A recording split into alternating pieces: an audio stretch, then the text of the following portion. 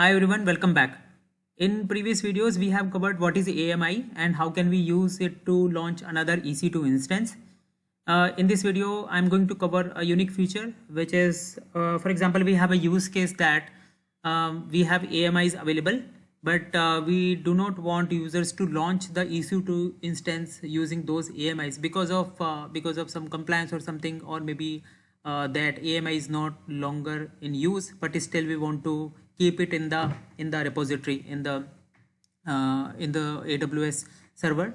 So what we can do is we need to go to AMIs. We need to select that AMI, and in the actions we can click on action and we can disable the AMI. So before I disable this AMI, I'll just go to EC2 instance. I click on EC2 instance and I'll launch the instance. And while launching this instance, we can see the AMIs that AMI what I had created earlier is showing up here while launching the EC2 instance. So I can use this AMI to launch the EC2 instance. Now I'm going to disable this AMI. Let me click on disable AMI, and it says after you disable an AMI, it is made private. So that is important, and its state is changed to disabled. So you cannot launch a new EC2 instance from a disabled AMI. Okay, that is what we want. So click on disable AMI, and it's not showing up here because it's disabled.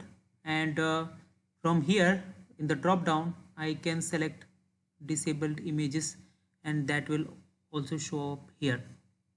And if I go here and I will refresh this page, this time we are getting this under my AMIs option. But if I'll refresh it, so again, if I want to launch the instance, this time I won't see that my AMIs option at all, because that was the only AMI available on my server. Okay, so what I can do, this is the disabled image. Now I can re-enable it.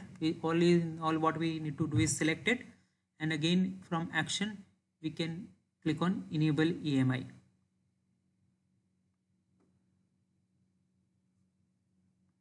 Yeah, I can change it to remember one thing, it might take some time, even though the status will show available, but there might be a lag that this won't show up while we will launch the EC2 instance. So we need to have some patience. I'll just try it now. Now it is showing in my AMIs again.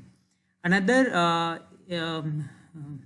feature we have is, instead of disable, if I want to delete it at all because that image is not longer in use, that is also possible. What we need to do is just select it, and in action we can deregister it. So if we deregister it, it will be deleted.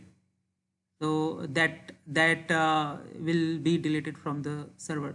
So I'll just click on deregister, and it says after you deregister AMI, you can't use it to launch the new EC2 instance. Yeah, deregister AMI, and now if I go to disabled images, private images, that AMI is gone. So that is it in this video. Thank you so much for watching.